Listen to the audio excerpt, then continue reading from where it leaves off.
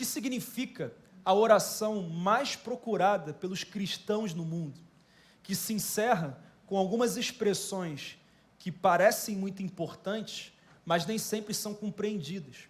Quando nós encerramos dizendo: venha a nós o teu reino, seja feita a tua vontade, aqui na terra como ela é no céu. Ou seja, nós estamos pedindo a Deus para que a vontade dele, que já é uma cultura no céu, se estabeleça na terra. Mas a grande pergunta que nós respondemos domingo passado foi: qual é a vontade de Deus? Qual é essa vontade que eu estou pedindo para que se cumpra na terra? E aqui eu não estou falando de escolher com quem casar, como investir o meu dinheiro, em que igreja congregar, em que área servir na igreja. Eu não estou falando sobre isso. Essas são questões menores que são influenciadas pelo fundamento maior, que é a vontade geral de Deus. Então nós buscamos na palavra qual é a vontade geral de Deus. E nós encontramos lá em 1 Tessalonicenses 4:3, Paulo falando sobre isso, quando ele afirma que a vontade de Deus é que vocês sejam santos. Essa é a vontade de Deus. E sendo santos, nós vamos, como consequência, experimentar a vontade de Deus em todas as outras questões da nossa vida. Mas o fundamento é uma vida de santidade. A vontade de Deus é que sejamos santos como Ele é. Então nós concluímos que quando o céu invade a terra, acontece um impacto de santidade na nossa vida e no mundo. E isso glorifica o nome de Deus, torna o nome dele conhecido e faz com que pessoas queiram também viver aquilo que ele tem planejado para elas. Nós entendemos que é normal para o cristão ser santo, ser separado. E nós não estamos falando de perfeição, nós estamos falando de uma contínua busca por nos parecermos com Cristo e nos afastarmos do pecado. É o normal do cristão, esse é o dia a dia do cristão. E quando nós encerramos a palavra, nós complementamos ali no texto de Colossenses 3, que nós somos o povo escolhido de Deus. Nós somos santos, nós somos amados por Ele, nós temos direito a promessas, a presentes, a recompensas, a muitas coisas que somente quem vive em Deus pode acessar. E quando você recebe uma declaração dessa, você com certeza olha para a sua vida e você fala: meu Deus, é para mim, eu sou escolhido de Deus, eu sou santo, eu sou amado por Ele, o Senhor tem um melhor para mim. Esse é um fato, mas hoje eu preciso acrescentar ao que eu falei no domingo passado algo muito importante. Em Cristo nós somos sim um povo escolhido, especial, amado, mas isso não nos isenta de passar por aflições. O cristão não está imune ao dia mau. E a Bíblia define as aflições em duas categorias: as provações e as tentações. Você pode dizer provações e tentações.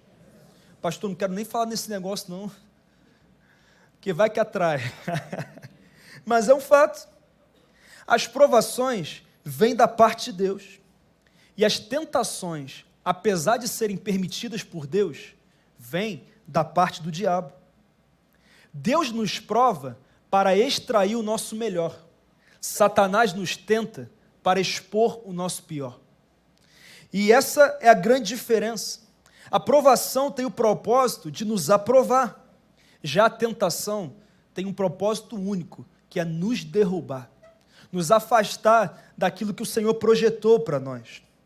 Na verdade, Deus usa as provações e permite as tentações para potencializar a nossa fé, de modo que a vontade e as promessas dele em nós, para nós e através de nós, se tornem acessíveis, se tornem uma realidade. Você quer um resumo? É simples.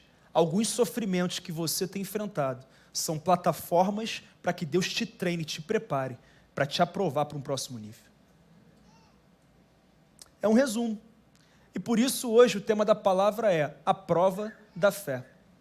Você já foi, ainda tem sido e continuará a ser provado. E já que eu não tenho como evitar a provação, então eu preciso aprender a perseverar e vencê-la, para que o nome do Senhor seja glorificado. Amém? Se você puder, abra sua Bíblia em Tiago, na carta de Tiago, irmão de Jesus, servo do Senhor Jesus Cristo, no capítulo 1. Eu vou ler até o verso 8, mas durante a palavra eu vou percorrer outros versículos. Diz assim o texto: Tiago, servo de Deus e do Senhor Jesus Cristo, às 12 tribos dispersas entre as nações, saudações. Meus irmãos, considerem motivo de grande alegria o fato de passarem por diversas, pois vocês sabem que a prova da sua fé produz, e a perseverança deve ter ação completa, a fim de que vocês sejam maduros e íntegros, sem lhes faltar coisa alguma. Se algum de vocês tem falta de sabedoria, peça que a todos dá livremente, de boa vontade, e lhes será concedida. Peça-a, porém, com fé, sem duvidar, pois aquele que duvida é semelhante à onda do mar, levada e agitada pelo vento.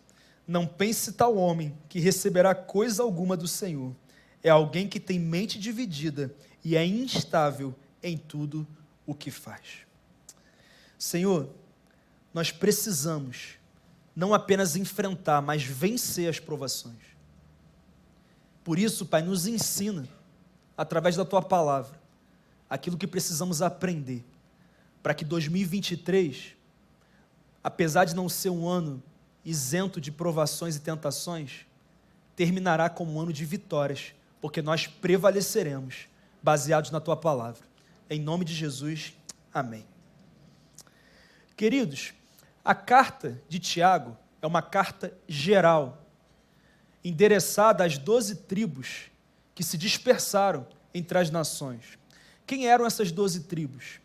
Elas eram compostas de judeus que se converteram ao cristianismo e tiveram que sair de Jerusalém após a perseguição que se iniciou com a morte de Estevão. Eu não sei o quanto que você se lembra disso, mas lá em Atos, capítulo 1, nós temos uma ordem de Jesus aos discípulos. Ele diz: fiquem aqui em Jerusalém, até que do alto vocês sejam revestidos de poder, quando o Espírito Santo descer sobre vocês. E assim serão minhas testemunhas em Jerusalém, Judéia, Samaria e até os confins da terra. Essa ordem foi dada em Atos 1. No capítulo 2, eles estão em Jerusalém. No capítulo 3, eles estão em Jerusalém. No capítulo 4, eles permanecem em Jerusalém. E até o capítulo 7, eles ainda estão em Jerusalém. Mas no capítulo 7, Estevão prega no Sinédrio, ele é apedrejado, ele é morto, assassinado, e uma grande perseguição é desencadeada sobre a igreja. E a igreja tem que sair de Jerusalém, ela tem que se dispersar, e ela alcança nações vizinhas, cidades vizinhas, e assim a ordem de Jesus do capítulo 1 começa a se cumprir claramente no capítulo 8, porque o evangelho chega em Judéia, Samaria, até os confins da terra, até a minha vida e a sua vida. Louvado seja o nome do Senhor por isso. Mas isso só aconteceu porque houve perseguição. E aí eu abro aqui um parênteses para dizer algo muito claro. A perseguição, o sofrimento da igreja, empurrou ela para o centro do propósito de Deus. E assim também é na minha vida e na sua vida. Tem lutas que você está enfrentando que são empurrões de Deus para que você vá para o centro da vontade dEle. Para que aquilo que Ele determinou para você se concretize. E queridos, a igreja estava sofrendo, a coisa estava feia, eles tiveram que sair às pressas de Jerusalém, deixaram as casas, plantações, familiares, suas fontes de renda, e eles estão agora diante de uma grande pressão, uma grande perseguição.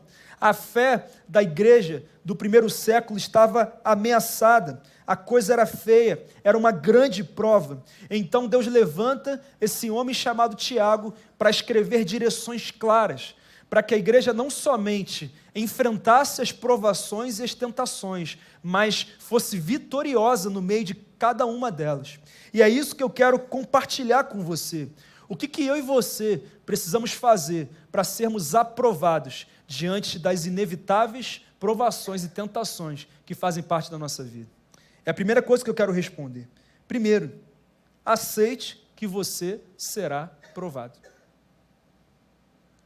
Fala para o teu irmão, irmão, tem prova aí.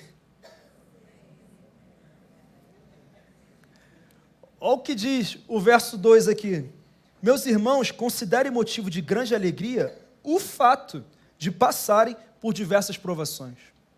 Tiago não está dizendo, olha, se por acaso, em algum momento, você enfrentar uma provação em alguma área da sua vida, faça isso com alegria. Ele não está dizendo isso, ele está dizendo, é um fato, você vai enfrentar provações.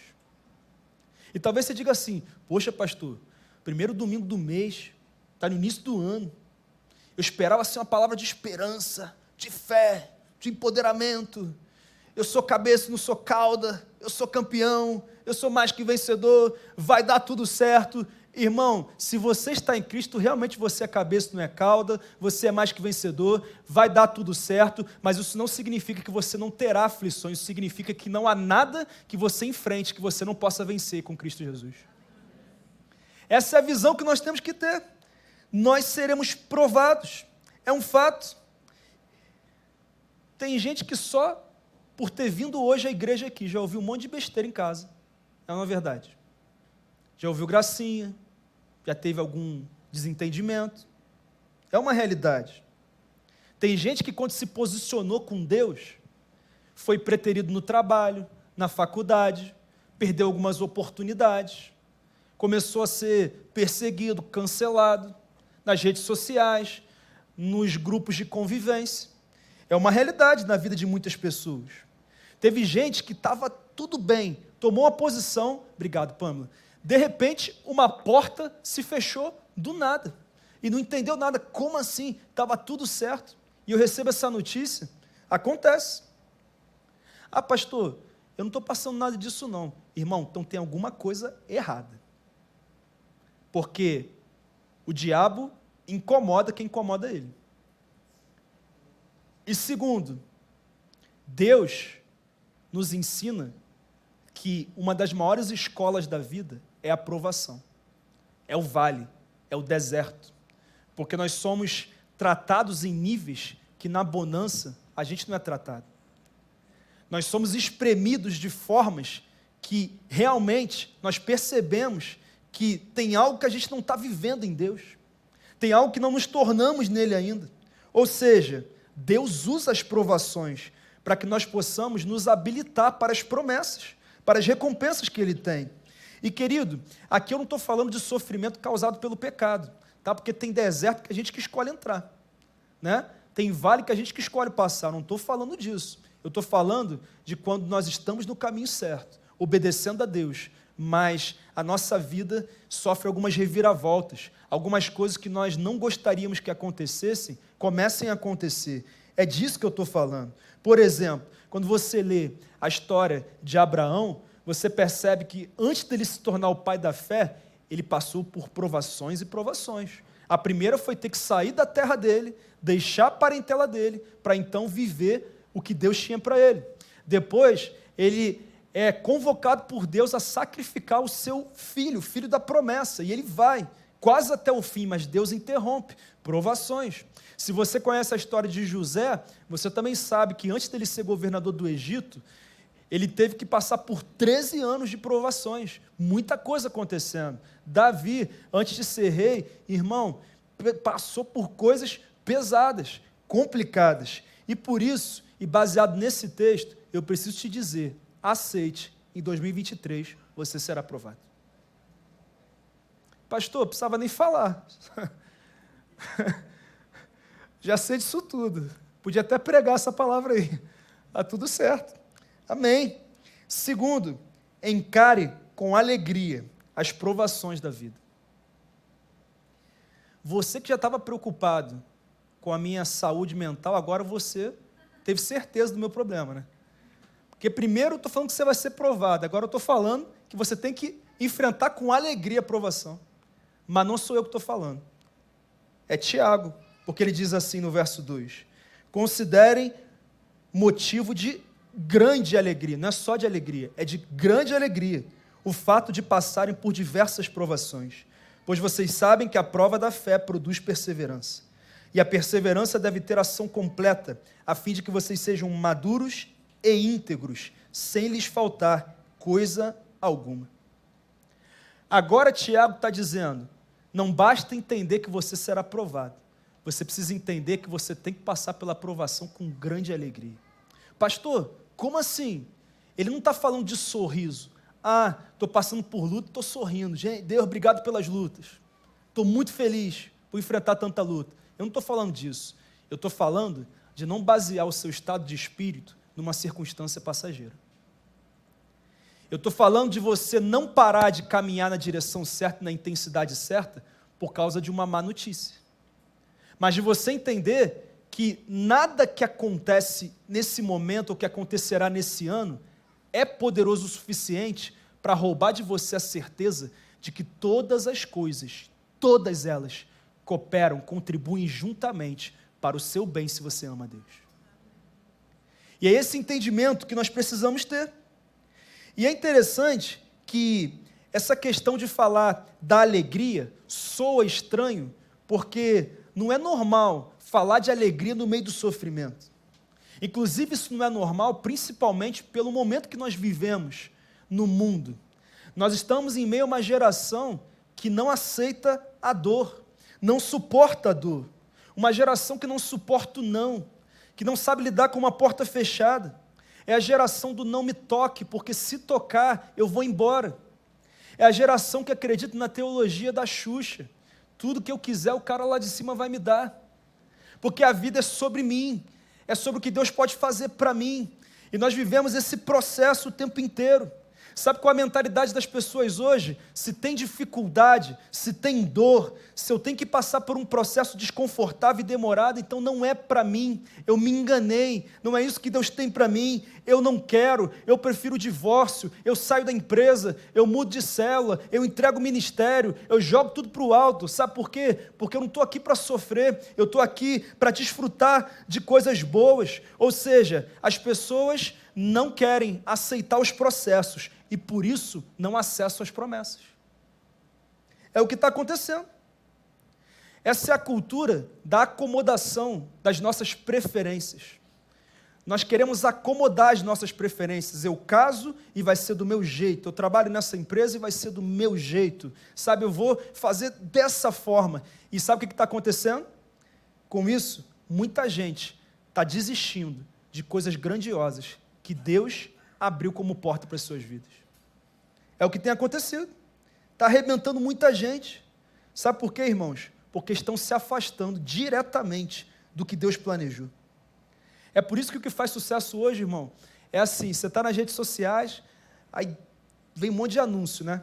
Mas sabe qual anúncio que mais tem clique? É aquele que diz assim, perca 20 quilos em um mês, sem sair de casa, sem fazer dieta, sem fazer exercícios, e se clicar agora, a ideia é gratuita ainda. Irmão, você fala, é para mim, é Deus falando. Agora, Senhor, pode mandar embora agora, todos os 20 quilos. É assim. E a gente está acreditando nisso. Hoje, a moda é, vem aqui, porque o profeta vai revelar tudo que você precisa não precisa ler Bíblia, precisa orar, não precisa buscar santificação, não precisa servir na igreja, vai dar tudo certo. Você vive desse jeito e vão revelar para você. Querido, sabe qual é a verdade? Às vezes, você encontra uma realidade aonde é possível ser crente sem renunciar ao pecado, sem abrir mão de preferências, sem amar a Deus sobre todas as coisas, sem se batizar, sem servir no reino de Deus, sem ser perseguido, sem ser cancelado. Eu só acrescentaria uma coisa, é possível ser crente sem Jesus. É só o que falta. Então, essa é uma realidade. Agora, pastor, por que o cristão deve se alegrar nas provações? Primeiro, porque as provações sinalizam que estamos no caminho certo. Se Deus disse que nós seremos provados, e nós estamos sendo provados, isso quer dizer que nós estamos no caminho certo. Só temos que perseverar e continuar.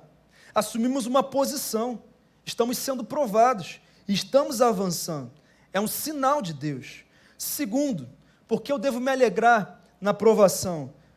Por aquilo que Tiago diz, a prova da nossa fé produz perseverança. Irmão, ter fé é muito importante, mas sem perseverança você não alcança tudo que Deus tem para você. Aliás, na vida, a gente não alcança tudo que podemos alcançar sem perseverança. E o que é perseverança? É a capacidade de não desistir. Você pode dizer, a capacidade de não desistir. Não basta ter fé. Inclusive, ano passado eu preguei um sermão com o título Mais que Fé. Se você não assistiu, vai lá no YouTube, Atitude Vitória, e você acompanha esse sermão. A fé é suficiente para salvação, mas não é suficiente para acessar o projeto completo de Deus. Por quê, pastor? Porque eu preciso de fé, mas eu também preciso de perseverança. Uma das coisas que eu falo nesse sermão é que os grandes homens de Deus, especialmente aqueles que estão presentes e citados na galeria dos heróis da fé de Hebreus 11, eles começaram com fé, mas precisaram acrescentar à fé a capacidade de não desistir. E porque eles conseguiram fazer isso, eles acessaram o que Deus tinha para eles. Abraão se tornou o pai da fé, era o projeto de Deus para ele. Ou seja, começar com fé é importante, mas não desistir é essencial. Fala para o teu irmão, não desiste, irmão.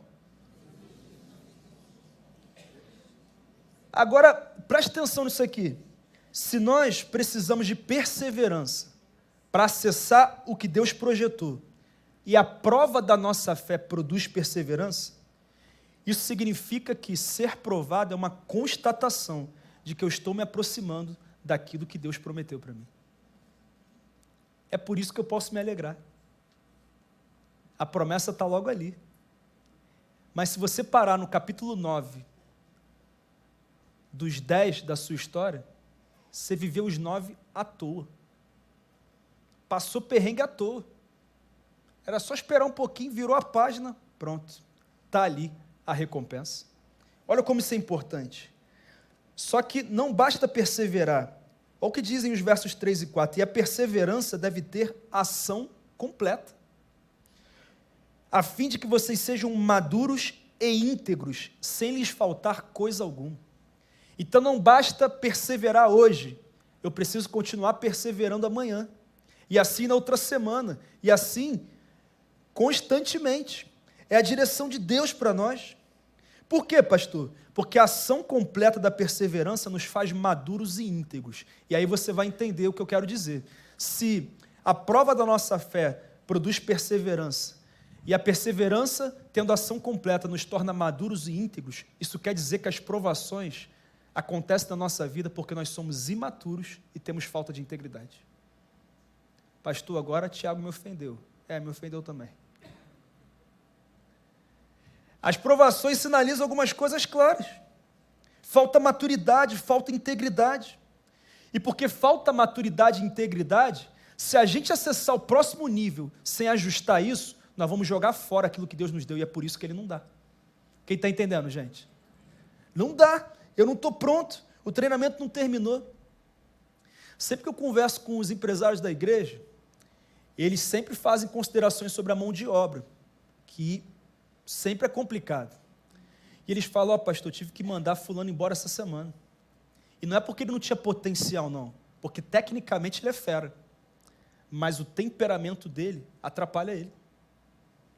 E ele não quer mudar, ele não ouve, ele não escuta. Sabe aquela pessoa que fala, eu sou assim, nasci assim, cresci assim, você sempre assim? E vai ser sempre alguém que nunca vai alcançar o que Deus tem para você. Mas aí quando você para de ser assim, porque sempre foi assim, porque cresceu assim, e passa a ser o que Deus quer que você seja, se prepara, porque Deus tem promessa para cumprir na tua vida. E aí, a gente às vezes precisa perder o emprego para perceber que nós não somos o último biscoito do pacote. A gente precisa perder o ministério, perder uma oportunidade, uma porta se fechar, para eu perceber que tem coisa que eu já deveria ter ajustado na minha vida. Então, querido, nós passamos por lutas em muitas áreas, não apenas porque o mundo jaz no maligno, mas porque o nosso temperamento, comportamentos, traços da nossa forma de viver estão minando a nossa vida. E a gente precisa entender isso, porque geralmente as pessoas culpam os outros por aquilo que acontece de mal ou não acontece de bom nas suas vidas. É sempre assim. E a gente foca sempre na melhora do outro. Ele tem que mudar, ela tem que mudar, o país tem que mudar, o fulano tem que mudar, o líder de célula tem que mudar. A gente está sempre dizendo, você tem razão, alguma coisa tem que mudar, mas tem muita coisa que a gente também tem que mudar e não está mudando. E é por isso que Tiago fala, a perseverança tem que ter ação completa, ou seja, eu tenho que viver todo o processo, eu tenho que viver toda a mudança que eu preciso viver, para que então eu esteja habilitado para acessar o que Deus tem para mim. Porque se eu não viver, sabe o que vai acontecer?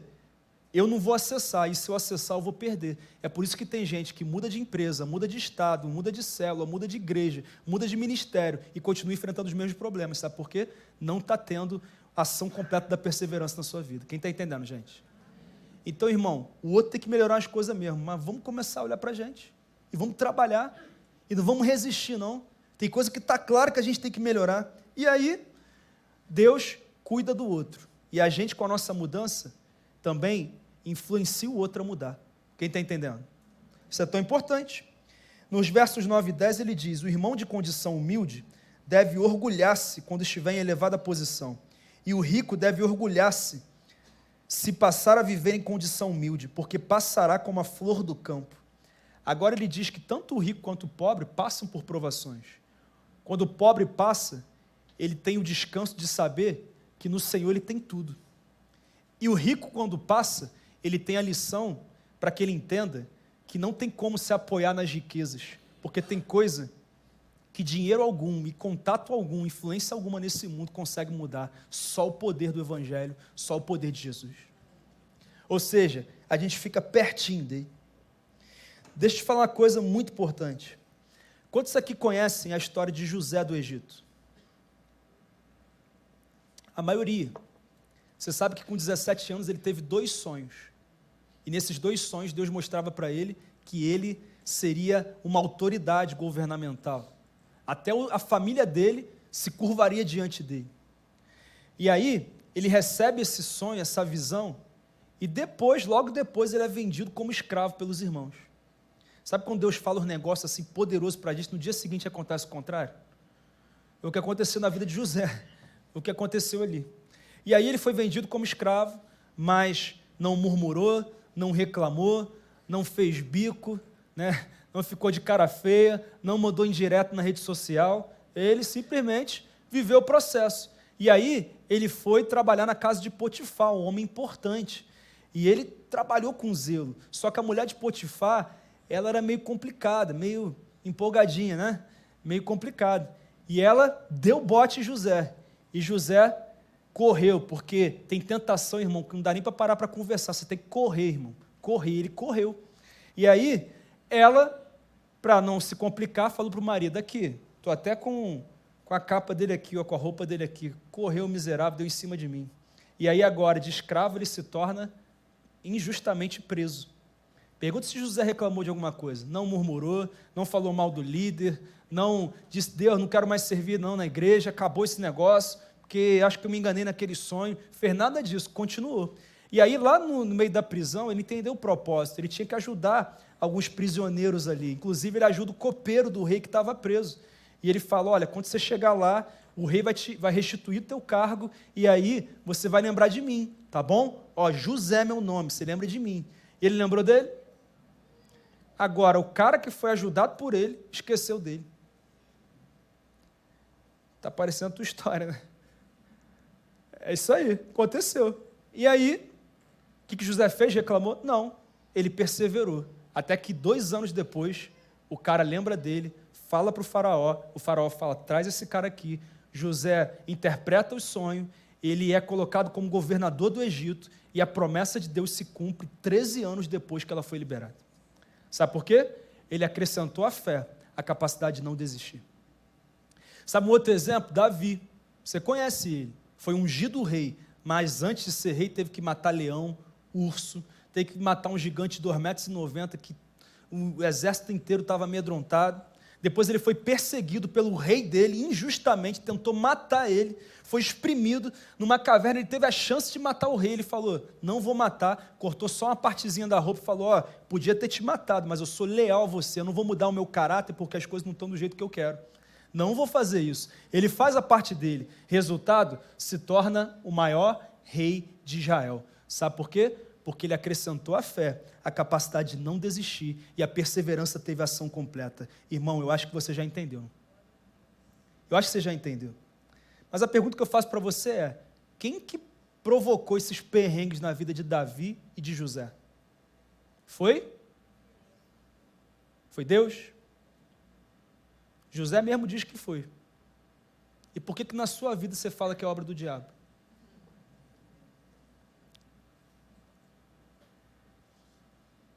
Você está entendendo? Sabe por que você disse que foi Deus? Porque você sabe como a história terminou.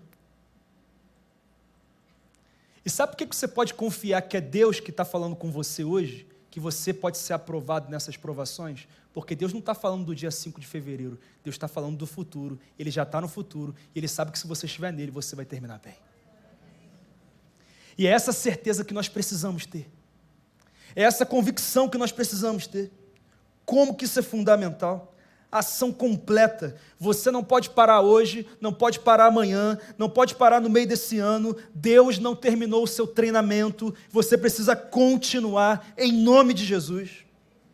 Mas em terceiro lugar, as provações têm data de validade. Diga, data de validade. Está no verso 2 também. Esse verso dá para fazer um sermão inteiro. Que diz assim: meus irmãos, considerem motivo de grande alegria o fato de passarem por diversas provações. Ele não está dizendo o fato de vocês ficarem nas provações, mas de passarem. Sabe por quê? Porque as provações têm data de validade. O que você está enfrentando vai passar. Fala para o teu irmão, vai passar, irmão. Segura aí. E não é tão difícil de entender para você que já enfrentou uma turbulência no avião. Quem já enfrentou turbulência no avião? Irmão, assim, tem dia que a comissária avisa, ó, nós vamos entrar na área de instabilidade, vai dar uma tremida aí, e você não sente muita coisa. Mas tem turbulência, irmão, que quando começa, você lê em 5 minutos de Gênesis Apocalipse. Você fala, vou me encontrar com Cristo agora e vou estar preparado. Na hora, você dá seu jeito. Só que, você já percebeu que todas as turbulências que você enfrentou, uma hora cessaram? Sabe por quê? Porque turbulência não derruba avião. Só constata que ele está preparado para a viagem. E as provações são como turbulências, que vão nos aprimorando, nos preparando, nos treinando. Porque uma hora nós vamos aterrissar no aeroporto e a recompensa do Senhor estará ali esperando aqueles que perseveraram até o fim. Mas isso é para quem persevera. Você nunca será provado ou tentado além do que pode suportar. Nenhuma provação tem poder para te derrubar, e pela palavra eu posso garantir que todas elas vão passar. Tem data de validade. Eu creio nisso. Mas as provações também são variadas. Diga, variadas. O texto diz, passarem por diversas provações. Provações em várias áreas, em várias intensidades diferentes. Inclusive o termo do grego que é traduzido como diverso é o termo poikilos, que significa de diversas cores. E isso significa que as provações têm cores diferentes, graus diferentes, intensidades diferentes. Então Tiago está dizendo, olha, tem dia que vai ser mais fácil, tem dia que vai ser mais difícil, mas em qualquer um desses dias, em Deus, você pode suportar. E você pode vencer.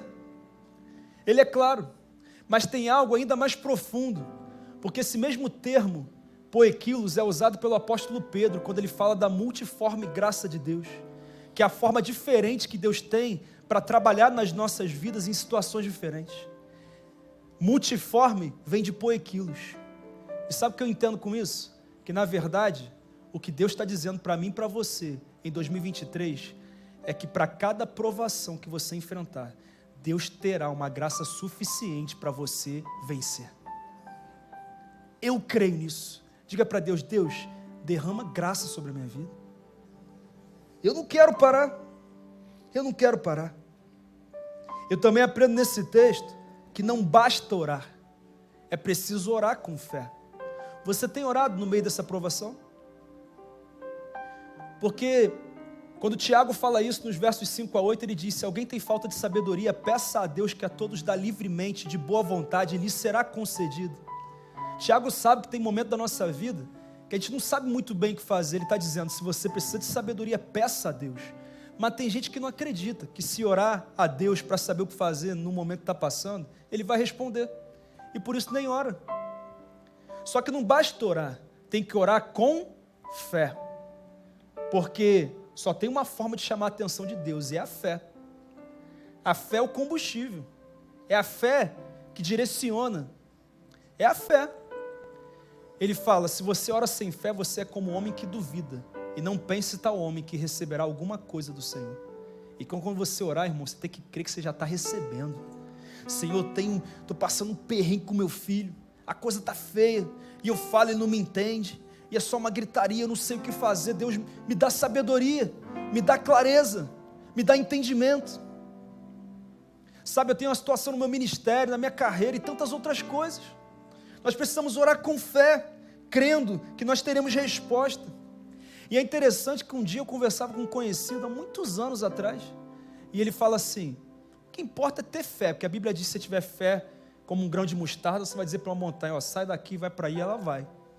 Então, eu tenho fé, não é meio essa fé que vocês têm aí não, mas eu tenho fé. Aí eu falei para ele: uma coisa é fé, outra coisa é pensamento positivo.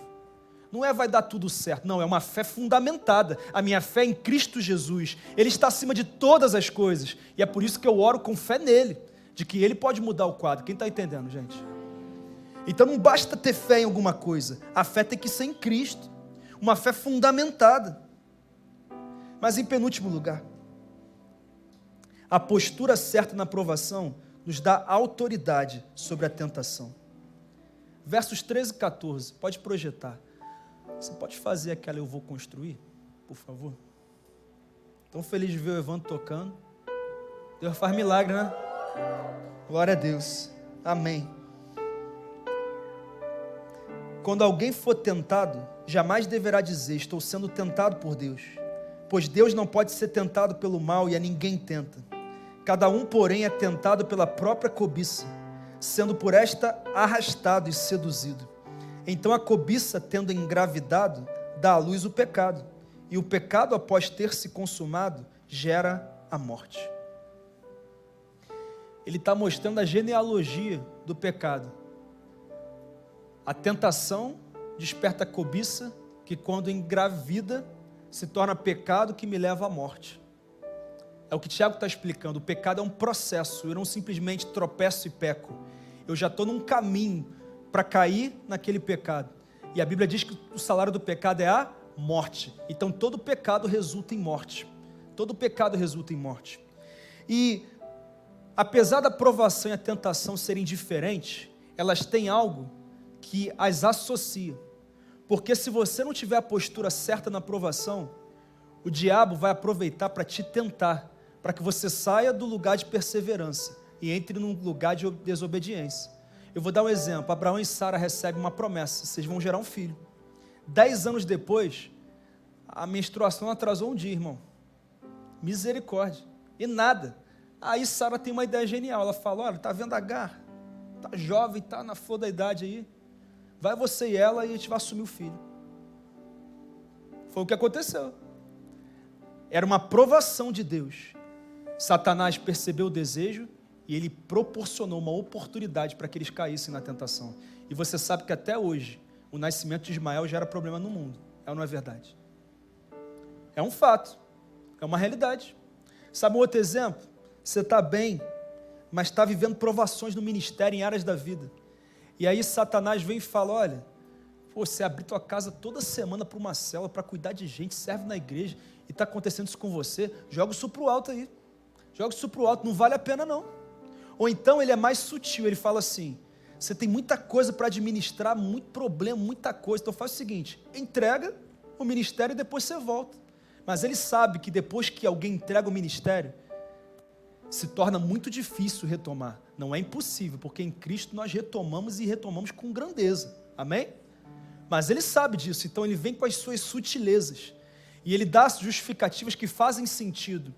E aí, porque estamos desistindo na provação, a gente começa a achar que a tentação é algo que Deus está direcionando. Irmão, isso é muito profundo. Então, nós temos que tomar cuidado. Pastor, então, o que eu preciso entender para que eu possa vencer a provação? É assim que eu encerro a palavra de hoje. Leia comigo o verso 12, nesse momento. Você vai ler em voz alta, irmão. Vamos lá? Feliz é o homem que persevera na provação, porque depois de aprovado, receberá a coroa da vida que Deus prometeu aos que o amam. Aleluia! Aleluia! A coroa da vida. A maior recompensa de passar por provações e resistir às tentações é receber a coroa da vida, irmão. Eu não sei se você vai fechar com os clientes que você quer fechar. Oro para que feche, se for vontade de Deus. Mas uma coisa eu sei, se você perseverar na provação, não ceder à tentação, tem uma coroa, a coroa da vida, guardada e reservada para você. Para que você termine bem, para que você termine com a certeza de que o Senhor está contigo, e para que você acesse o que Ele tem para você. Queridos, eu queria dizer que 2023 vai ser um ano fácil, mas começou tem pouco tempo e você já sabe que não vai ser um ano fácil. Mas uma coisa eu posso afirmar, você em Deus prevalecerá em 2023, o nome dele será glorificado, você será um testemunho de louvor do nome dele, pessoas vão se inspirar na sua resiliência, na sua perseverança, pessoas serão transformadas pela tua postura diante das lutas, diante dos processos, e dessa forma você terminará bem e o Senhor será exaltado, amém? Se você crê nisso, diga eu creio, e aplauda o Senhor por isso, aleluia! Feliz é o homem que persevera na provação, porque depois de aprovado receberá a coroa da vida que Deus prometeu aos que o amam. Há uma promessa de Deus. Ele tem recompensa para mim, Ele tem recompensa para você. É isso que Ele tem para você. O louvor pode posicionar aqui, por favor. Ele tem recompensa para você. Mas a grande pergunta é, para desenvolver a capacidade de não desistir, eu preciso primeiro alinhar minha fé. A fé é o primeiro passo. E eu sei que existem pessoas que estão aqui hoje e que reconhecem que suas vidas não estão alinhadas com o plano, com o projeto de Deus. E por isso eu queria que você fechasse seus olhos nesse momento. Essa é uma palavra de maturidade, mas também é uma palavra de posicionamento. Você não vai levar desse lugar o que você está sentindo, você vai levar aquilo que você decidir. Hoje você pode decidir vencer as provações, resistir às tentações, se habilitar para a coroa da vida. Hoje você pode decidir isso, mas para que você persevere, a tua fé tem que estar fundamentada, alinhada.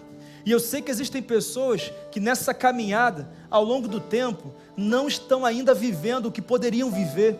Ou talvez já tenham vivenciado, mas por algum motivo não vivenciam mais. Eu não sei qual é a realidade, mas eu sei que ninguém precisa sair daqui dessa noite sem alinhar a sua vida espiritual, a sua caminhada com Deus e se preparar para ter um 2023 de vitória sobre as provações, de vitória sobre as tentações, de acesso ao projeto pleno de Deus, a herança plena que Ele tem para os seus filhos. Deus não tem um pouquinho para você, Ele tem o melhor para você. O melhor dele ainda está por vir, mas para isso existe uma posição que nós precisamos assumir, e essa posição é construir de fato a nossa vida no único que é capaz de nos dar a coroa da vida. Se você crê nisso, fique de pé no seu lugar e comece a colocar diante do Senhor o seu compromisso com Ele, o alinhamento da sua vida com Ele. Comece a declarar em nome de Jesus.